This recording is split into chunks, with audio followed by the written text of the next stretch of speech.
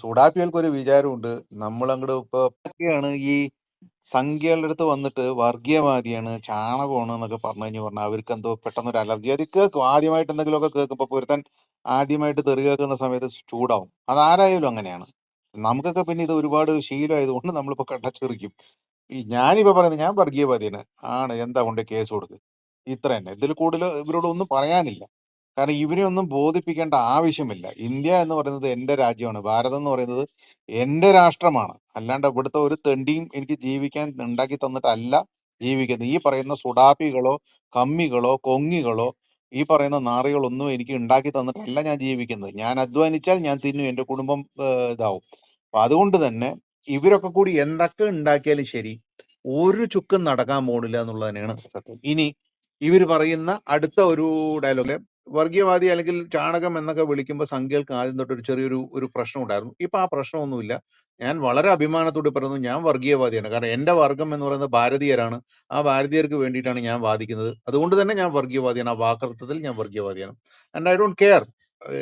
ഇവര് എത്ര തന്നെ ആയാലും അടുത്തൊരു വാദം ഇവർ വെക്കുന്നത് മിക്കവാറും, അയ്യോ കേരളത്തിൽ നിങ്ങൾക്ക് ഒരു സീറ്റിലും വേണ്ട.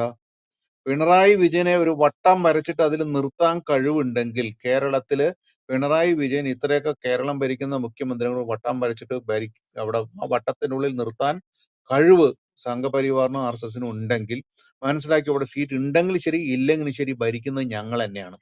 ആദ്യം ഞങ്ങളുടെ പ്ലാനും കൃത്യമാണ്, ഞങ്ങൾ പറഞ്ഞിട്ടാണ് ചെയ്യുന്നത്. ഒളിച്ചുകളിയൊന്നുമില്ല. കോൺഗ്രസ് മുക്ത് ഭാരതം തന്നെയാണ് ഞങ്ങളുടെ പ്ലാൻ. ആദ്യം കോൺഗ്രസിനെ ഇല്ലാണ്ടാക്കും. കോൺഗ്രസ് ഇല്ലാണ്ടായി കഴിഞ്ഞാൽ മുസ്ലിം ലീഗ് നേരെ ചാടിക്കയറി CPM-ന്റെ കൂടെ പോകും. അവിടെ കിടന്ന് പൊരിഞ്ഞടിയായിരിക്കും. കാരണം ഇത് ചരിത്രം സാക്ഷിയാണ്. എവിടെയൊക്കെ കമ്മ്യൂണിസവും ഇസ്ലാമിസവും ഒന്നിച്ച് ചേർന്നിട്ടുണ്ടോ, ഇത് രണ്ടും അടിച്ചടിച്ചടിച്ച് ഒന്നൊന്നിനെ തീർക്കുന്നുള്ളത് പോലെ ഞങ്ങൾക്കും വേണ്ട അത് തന്നെയാണ്. ഒരു സംശയമില്ല, അല്ലെങ്കിൽ എനിക്കൊരു മടിയുമില്ല, ഒരു തരുമ്പും മടിയുമില്ല ഇത് നിങ്ങളോട് വിളിച്ചു പറയാൻ. പിന്നെ അവരുടെ ആവശ്യത്തിന് വേണ്ടി കുറെ കാലം ഇവരൊക്കെ ഒന്നിച്ചു നിൽക്കും. സ്വാഭാവികമാണ്.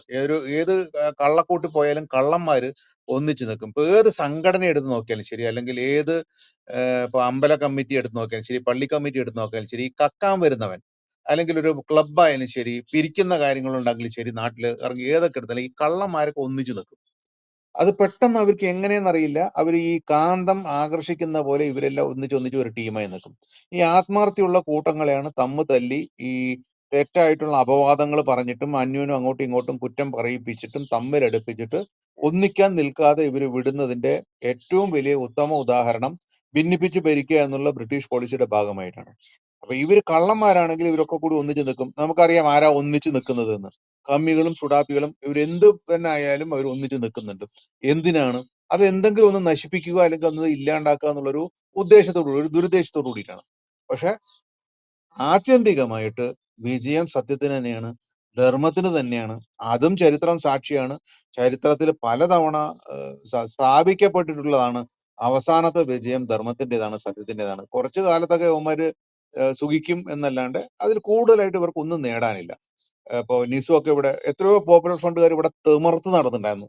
ഇപ്പൊ എന്തായി? വലിയ ഒരു കാലത്ത് പറയുമായിരുന്നു ഇവര് RSS-ഉം ISS-ഉം തുല്യമാണെന്ന്. എനിക്ക് അഭിമാനത്തോടുകൂടി ലോകത്തിന്റെ ഏത് എയർപോർട്ടിൽ പോയിട്ടും നമസ്തേ സദാവത്സലെ പാടാം.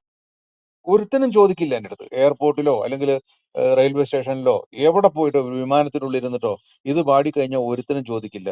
പക്ഷെ ഇവരുടെ ഒരു തക്ബീർ വിളിച്ചു കഴിഞ്ഞാൽ മാത്രം മതി ആ ഫ്ലൈറ്റിനുള്ളിൽ നിന്ന് ആൾക്കാർ എടുത്ത് ചാടുന്ന കാലമാണത്. അപ്പൊ എന്തുകൊണ്ടാണത്?